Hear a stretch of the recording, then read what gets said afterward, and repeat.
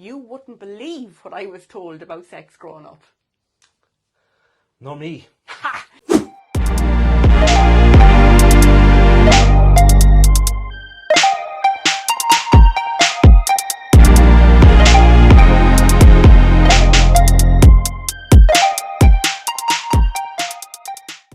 So in this podcast today, we're going to go over all the things we were told about sex growing up. Do you know what?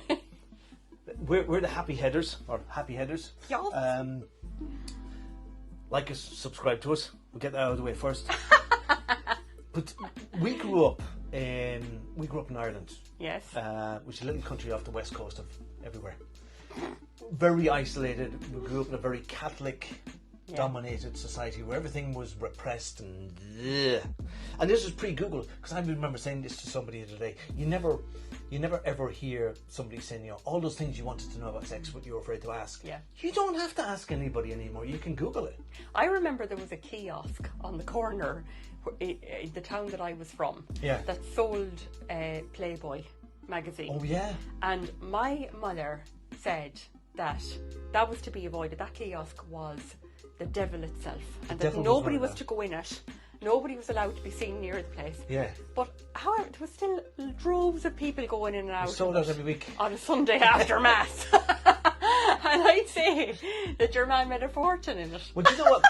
It's funny, you talk about the newspapers. I remember a comedian going on about stuff like, you know, he said it used to be like the pictures you'd see in some of the tabloid papers, the sexy pictures, but that was about as much sex you would. And he said the National Geographic magazine, was it National Geographic or some of those missionary magazines, he said you might see, you know, topless natives in Africa somewhere. Absolutely, yeah. That was all that he had. God, yeah. About sex. But when I was growing up, I was told, I didn't know what sex was, but I was told that sex was just for married people. Yeah. Only married people had sex. Yeah. And I had a difficulty around that expression, had sex. Surely it's something you do. Surely married people do sex. Yeah. And I couldn't kind of think, I said, had sex. But I didn't know what it was, Paul. Yeah. I hadn't a clue. Or, yeah. Like, I remember people saying sex in school, and I went home and asked my mum, and she said it's the difference between male and female, and that's it. Oh, yeah. Just cut it off at the neck, end of. Yeah. Nothing else involved there. You were found under a head of cabbage. Yes. Or the stork delivered you. Yeah, yeah. you dropped off at our house. That's it, yeah. But you see, we were gullible, and we had believed all kinds of things, such as Santa Claus comes down the chimney. Oh, yeah. There was the Tooth Fairy. Yeah. You didn't go out at night because the bogeyman might get you. Yeah. But Jack Frost had come along and he covered the ground with frost. And you grew up in these myths. So anything you heard about sex, like sex was purely to have babies. Yeah. There was no other reason. And it didn't happen outside of marriage. But the funny thing was that when it did happen outside of marriage, you get some priest or some missionary priest used to come into our parish and they stand up in the pulpit and they kind of go, and that woman, it was always a woman, her fault. And that woman, then she had a baby and there was something wrong with that baby and that was God's punishment. God, imagine. It was awful, actually, what was said to women. And it was women. Yeah. Because women got pregnant all by themselves. Oh, apparently. Yeah, it was all their fault. It's in the Bible. They seduced the man, of course. Mary got pregnant all by herself. She did, yeah, but that was fine. The man, there was no problem with that. Well, I have a big problem with that. It was her father. Oh, and God. she was probably a teenager at the time. Ooh, yeah, that's a rough one. That's isn't another it, video. What do you think about that? Okay, I'll get into that with anybody. Oh, I love it. But the thing was too that God didn't like sex, and this is a big known. This is actually crap because I read the Bible. Not only did I read the Bible, I don't know if I ever tell you, I used to teach some of the Bible thing. I had my own cult at one stage. I recommend it. Very interesting. Yeah, have a cult. Again, that's another video. What I would say to people, like about God giving His commandments to Adam and Eve, you know, to name the animals and whatever. One of the first commandments that God gave was, go forth and multiply. Oh yes. Have sex, shag. So God did. He was into it. Yeah. He was into it. So He didn't say go forth and you know. Don't enjoy it. Yeah. No, you're not and allowed. There was no formal marriage ceremony between Adam and Eve either that's mentioned in the Bible. So you didn't have to be married. It's just a union, isn't it? Yeah, because God made the two of them, man and woman, and He even made woman out of man. So basically, Adam was having sex with himself. Weirdo. But do you remember, Siobhan, that women used to have to be churched after they had babies? Do you remember that? No. It probably would have been your parents' generation or I remember before. all right that women were not allowed to go to churches to have their period because they were considered unclean or unsanitary. Yeah. That there was a thing around that. And a lot of societies, primitive societies, the women would have to go outside of the village into the forest or the jungle for that week or so. Yeah. Until they were clean and come back in again. Yeah. But Some strange beliefs, all but right. these were beliefs made up by, I can't say that word, what's that word? Made up by men. Or anyway, English is not my first language. I'm Irish. Perpetuated by men. Yeah. And they didn't say that men should all take off into the jungle, leave the women at home, Let them, have their periods. have a bit of peace. but yeah, women had to be churched because apparently it was sinful to have had sex, even if it meant that you had a beautiful baby at the end of it. So they had to go through this thing. Sit down with a celibate man who was wearing a dress, and he was going to preach to them about morality. I mean, for God's sake, literally. Absolutely, yeah. I got a big deal with this. Yeah. But women didn't like sex was another thing that I was told. Well, I think as well that really came from high society, back in the day in the 18 and 1900s, where, princesses and that, they were basically traded nearly, for protection of a country. That there's some treaty now will be signed, and you can have seal it in marriage. My daughter, and she will bear you a son, and this kind of crack. Seal the contract. Yeah, and it there was all sorts of contracts made between countries. But you see, people didn't get married back then because of love. No, love it was a kind business transaction. Yeah, when these like Byron and Keats and all these people started writing romantic poetry, people go, I wonder, being in love, is that a reason to get married? Yeah. Before that, it was a contract. Yeah. Our farm is next door to your farm. It makes perfect sense if my son got married to your daughter. Yeah, absolutely. Or my country's next door to your country. If my daughter gets married to your son, then we won't go to war. We'll be aligned. Yeah. Yeah, and we can have trade deals. Yeah. Yeah, it was all a business contract. It was. And then it was the woman's fault if she didn't bear a son. But yeah, blame Henry VIII for that. Yeah. Nasty business, that. But the women, I remember it was some UK thing. It was like, lie back and think of Britain. Oh God, Just take it, and that was it. There was no, you weren't supposed to get into. And even, and I know this, in some staunch Catholic relationships, the woman would undress, have a blanket over her in the bed on the wedding night with a little hole in it, and then the man would get on top and do his business, and then. So there was no intimacy. No connection. It's kind of just functional. Get in there, do your thing, deposit the sperm. 9 months later, we have a baby. And that was it. And I thought, oh, for God's sake! Like when you think of nature, God made nature again. Animals don't do it that way. Animals have sex for all kinds of reasons, not just to, And there's a big difference then in different species as well, isn't there? Yeah. Some do have sex for pleasure, like the chimps and all that. And even you see homosexuality in nature. Yeah, actually, yeah. And it's quite normal, there's nothing... They're not thinking about what anybody else is thinking of them, Yeah. But I think that's what, I suppose, we're really slating religion today, but we are good pieces to it as well. I'm about to slate my father. Oh, God. Who's a character. But he used to be on about gays and queers and stuff like that. He had a big issue, a big problem with that. And he was saying, it's not natural. And he worked in a meat processing factory and all the rest. And he was saying, it's not natural. You don't see it in nature. And I said, well, you do. You see, you go past the field, you see two bullocks humping each other. And he goes, oh, you get a gun and shoot them. I said, but hold on, if it's happening in nature in the first place, then it is natural, whether you agree with it or not. It is. Nobody sat down and coached those two bullocks and said, you actually shouldn't, or whatever. And in the first place, they were castrated in the first place. Anyways, we were very confused about it. But all of that aside, I couldn't understand then how girls could potentially like me. I kind of because they shouldn't like sex, shouldn't like boys, they shouldn't. I was really confused about it. Yeah. And to add to the confusion, I remember a friend of mine in school, he got this book from one of the priests who used to teach in the school, and it was like the Catholic version of, sex. This is about sex, to teach you like when we're like pubescent boys. I remember reading it, and it said basically in the book It said that if a man really, really, really, really, really loves his woman, then God will bestow a baby on them. And this scared How to are be you Jesus. supposed to know what to do? But this scared to be Jesus on me because, you see, Mary got pregnant through the Holy Spirit. Yeah. No physical, no foreplay. There was God. sitting up in bed afterwards smoking. Yeah. There was none of that. I really, really, really liked this girl who was going to the convent school, and I used to kind of make it my business to kind of bump into her uptown at break time or whatever. And I thought, oh, God, if I really, really, really like it, then there's a chance she could get pregnant, and everybody's going to know it's me. Oh God. Even though I didn't.